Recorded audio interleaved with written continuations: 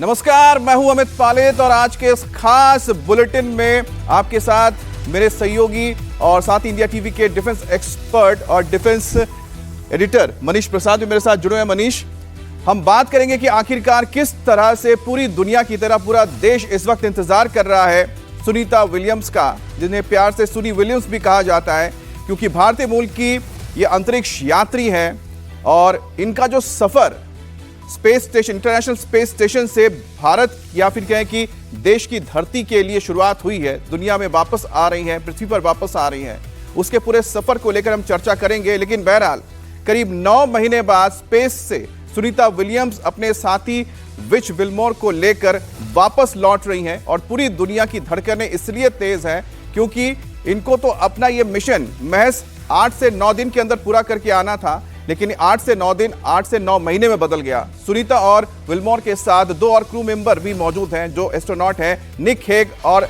Alexander Gorbunov. Spacecraft dragon के जरिए, जिसे 9 दिया गया, क्रू 9 नाम दिया गया है, उसी के जरिए ये वापस लौट रहे हैं। उनका ये सफर रात 10:35 पर शुरू हुआ और उसके बाद लंबा सफर तय करते हुए स्पेसक्राफ्ट सुबह 2:41 पर पृथ्वी के वायुमंडल में प्रवेश कर रहा है।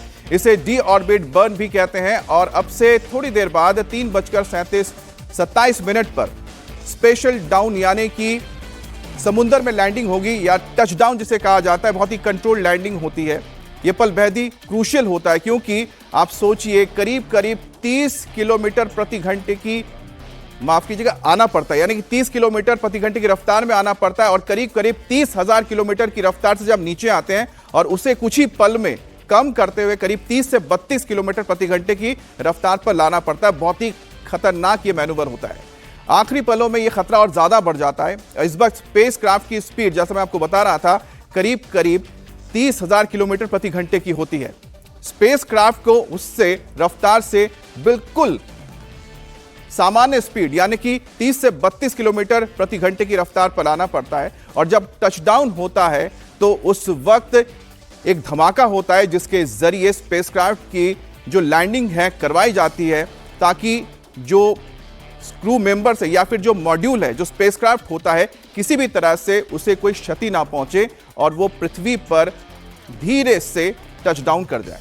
अब इसके बाद जब स्पेसक्राफ्ट धरती से करीब 6,000 फीट की ऊंचाई पर यानी कि करीब 1.8 किलोमीटर ऊपर रहेगा तो उसके 4 पैराशूट खुल जाएंगे और अब काउंटडाउन के आखिरी पल बचे हुए हैं। 27 मिनट से भी कम का वक्त बच गया है। इंडिया टीवी पर हम सबसे बड़ी कवरेज आपको दिखा रहे हैं और इस इतिहास के साक्षी बनने के साथ साथ हमारे एक्सपर्ट आपको हर वो बारीकियां बताएंगे जो इस वक्त लोग जानना चाहते हैं। हमारे संवाददाता बेंगलुरु, अहमदाबाद से स्पेस सेंटर से लगातार मॉनिटरिंग कर रहे हैं, उनसे भी हम जुड़ेंगे। लेकिन कुल मिलाकर हम आपको बताने जा रहे हैं, जो आप तस्वीरें देख रहे हैं इस वक्त स्क्रीन पर, एक तरफ आप देख सकते हैं कि किस तरह से नासा के ओर से जो आपको तस्वीरें दिखाई जा रही है वो स्पेस स्टेशन की है और साथ ही आपको थोड़ी ही देर में जो ड्रैगन स्पेसक्राफ्ट है जिसे क्रू 9 नाम दिया गया, जिसके जरिए 4 जो अंतरिक्ष यात्री है, जिसमें मुख्यतः सुनीता विलियम्स, उनके साथ ही बुच विलमोर और बाकी 2 साथी हैं, जो चारों वापस लौट रहे हैं। एक तरफ आप देख रहे हैं कि दुआओं का दौर जारी है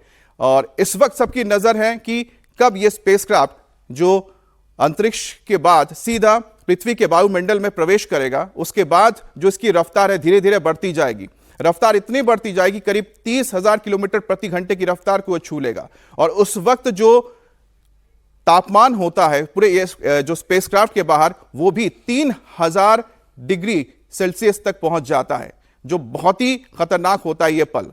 और उसके बाद जैसे ही ये बहुत करीब पहुंचता है धरती के, उसके 2 पैराशूट खुल जाते हैं ताकि जो रफ्तार है उसको सीधे करीब 30,000 या 20,000 किलोमीटर प्रति घंटे की रफ्तार से सीधे उसको लगभग 30 किलोमीटर प्रति घंटे की रफ्तार तक लाना पड़ता है और उसके बाद टचडाउन होगा और फ्लोरिडा के पास समुद्र में ही ये लैंडिंग होने जा रही है। उधर अमेरिका के फ्लोरिडा में सुनीता विलियम्स समेत 4 एस्ट्रोनॉट्स की लैंडिंग की तैयारी हो चुकी है।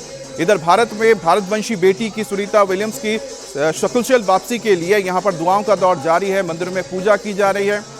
सुनीता विलियम्स के पुश्तैनी घर गुजरात के मेहसाना में इस वक्त आप देखिए कि उत्सव का माहौल है। हवन पूजा के बाद वहां आरती की जा रही है। सुनीता विलियम्स के परिजन और उनके पड़ोसी लगातार टीवी पर टकटकी लगाए बैठे हैं और सुनीता विलियम्स की सेफ लैंडिंग का इंतजार किया जा रहा है। तो दो तस्वीरें आप देख रहे हैं, एक तरफ सुनीता की वापसी को लेकर तैयारियां हो चुकी हैं, क्योंकि इसमें बहुत ज़्यादा तकनीकी रूप से हर चीज़ को मॉनिटर किया जाना ज़रूरी होता है।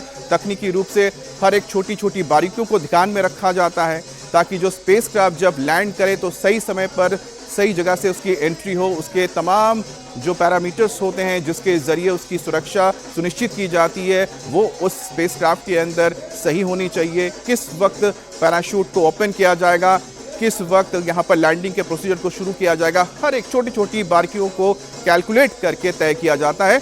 और देखिए, साथ में दुआओं की भी ज़रूरत होती है, ताकि सकुशल जो दोनों यात्री हैं अपने बाकी दो साथियों के साथ इस पृथ्वी की सतह पर वापस लौट आएं। हमारे साथ हमारे संवाददाता टी राघवन बेंगलुरु से जुड़े हुए हैं, निर्णय कपूर हमारे साथ मेहसाना से जुड़े हुए हैं, इसके अलावा हमारे साथ डॉक्टर मिला मित्रा भी हैं, और साथ ही हमारे जो तमाम एक्सपर्ट्स हैं वो भी जुड़ेंगे। लेकिन उससे पहले जो तस्वीरें एक बार फिर से हम आपको बता दें, दुआओं का दौर जारी है, और साथ ही साथ एक और तस्वीर देख रहे हैं जहां पर तकनीकी रूप से हर एक चीज़ पर बारीकी से नज़र रखी जा रही है।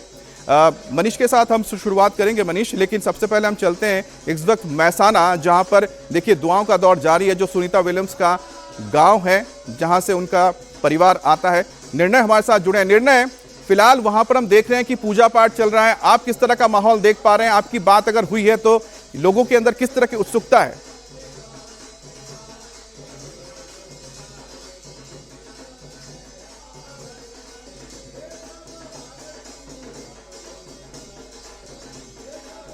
निर्णय, आपको आवाज मिल रही है? ठीक है, हम निर्णय से बात करेंगे। हमारे साथ मिला जी भी जुड़ी हुई हैं। मिला जी, इस वक्त हम दो तस्वीरें दिखा रहे हैं। एक तरफ है कि साइंटिफिक तरीके से, यानी तकनीकी रूप से हर एक चीज पर नजर रखी जा रही है, साथ ही यहां पर दुआएं भी की जा रही हैं। बतौर वैज्ञानिक आपके लिए क्या मायने रखते हैं कि दुआएं भी जरूरत है और साथ ही तकनीकी रूप से भी होना तो है ही जरूरी? इस पॉइंट तक हम पहुंचे हैं कि तकनीकी जो सक्सेस है वो तो बहुत जरूरी है, और सब लोग मतलब वही हम अभी देख रहे हैं। सारे फेजेस जो हो रहा है, अभी तो एटमॉस्फेयर का एंट्री होगा, और ये बहुत जरूरी है कि जो इनका ऑटोमेटेड जो स्टेप्स है कि जब पैराशूट खोलना है, पहले 2 पैराशूट खुलेंगे, फिर 4 द्रोग पैराशूट खुलेंगे, तो ये स्टेप्स बहुत जरूरी है। और जो हीट शील्ड है वो इतना हाई टेम्परेचर को सहन कर ले, वो भी बहुत जरूरी है। तो और हम इंडिया के तो सारे लोग, भारत के सारे लोग तो पूजा में इनमें विश्वास रखते हैं, तो इस विश्वास के साथ हम देखते हैं कि तकनीकी सक्सेस कैसे चलता है। बिल्कुल। इला जी, आपके पास हम लौटते हैं। हमारे साथ राघवन भी जुड़े हुए हैं। राघवन, क्योंकि लगातार हमने देखा है कि आप तो जितने भी इसरो के लॉन्च होते हैं उसमें हमेशा ही आप तत्परता से रहे, हम तक आपने खबर पहुंचाई है।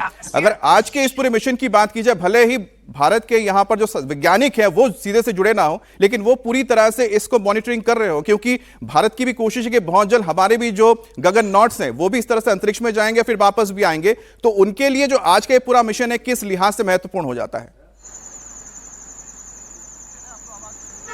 बिल्कुल, देखिए अमित, ये एक बहुत बड़ा साइंटिफिक डाटा है जो हर वैज्ञानिक को उसको स्टडी करने को मिलता है। जब नासा इन सब चीज़ों को लाइव दिखा रहा है तो आप समझ सकते हैं कि उसमें कितनी सारी जानकारियां जो वैज्ञानिक हैं इसरो के, उनको भी मिलेगी। और लगातार ये प्रोसेस है, एक प्रोसेस के तहत ये सब चीज़ें जो है जानी समझी जाती है। जैसे आप इस बात का जिक्र कर रहे थे कि डी ऑर्बिट बर्न जो है वो ऑलरेडी शुरू हो चुका है। इसका मतलब ये है कि जो क्रू मॉड्यूल है वो अब पृथ्वी के वातावरण से गुजरना उसने शुरू कर दिया है, क्योंकि उसमें एक ऊष्मा कवच होता है। जैसे हमारी एक्सपर्ट बता रही थी कि उस ऊष्मा कवच की ये खासियत होती है कि उतने 3000 डिग्री सेल्सियस तापमान से जब वो घर्षण से वायुमंडल के गुजरता है तो उसके अंदर जो क्रू मॉड्यूल हैं, क्रू मेंबर्स हैं और सारी जो मशीनरी है उसके तापमान को वो कैसे मेंटेन कर सके, ये उस ऊष्मा कवच का काम होता है। उसके बाद जैसे ही वो पृथ्वी के एटमॉस्फेयर को क्रॉस कर स्प्लैश डाउन की तरफ जब बढ़ते हैं, तब वहां पर हम देखेंगे कि लगातार एक के बाद एक पैराशूट डिप्लॉय होंगे और उसके वेग को इतना कम कर दिया जाएगा कि वो आसानी से जाकर समुद्र में स्प्लैश डाउन कर दे या फिर समुद्र की सतह को टच कर ले। जिसके बाद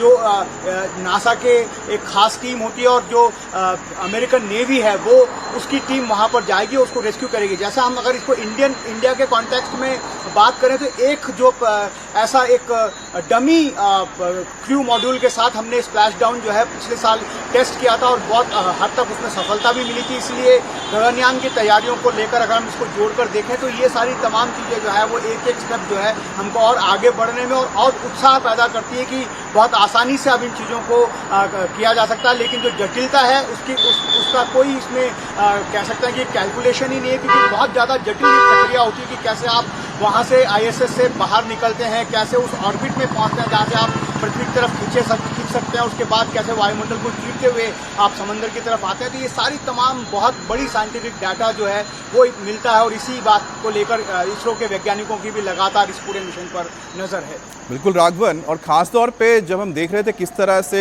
ड्रैगन क्रू 9 का जो अनडॉकिंग हो रहा था, तो डॉकिंग अनडॉकिंग भी अपनी कैसी प्रक्रिया है इस पूरे मिशन का जो बहुत महत्वपूर्ण रहता है। और हाल ही में इसरो ने बहुत बड़ी कामयाबी हासिल की है जिसमें डॉकिंग और अनडॉकिंग की गई थी 2 स्पेसक्राफ्ट की जो भारत ने टेस्ट किया था अंतरिक्ष में।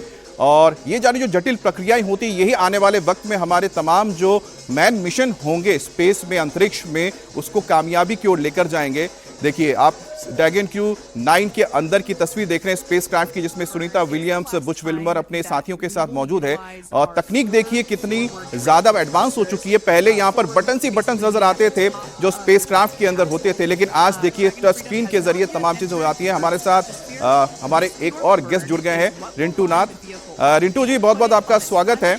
इस वक्त जो हम तस्वीरें दिखा रहे हैं कि किस तरह से जो ड्रैगन क्रू 9 है वो धीरे-धीरे जो एटमॉस्फेयर है उसमें दाखिल होने जा रहा है। तो ऐसे ये जो सबसे खतरनाक मोमेंट रहेगा, महत्वपूर्ण वक्त है कि जिस वक्त जो तापमान है लगातार बढ़ता जाएगा बाहर की तरफ, आपके सारे जो एक तरह से एक ब्लैकआउट हो जाता है, जिस वक्त संपर्क नहीं रहता ग्राउंड क्रू का स्पेसक्राफ्ट के साथ।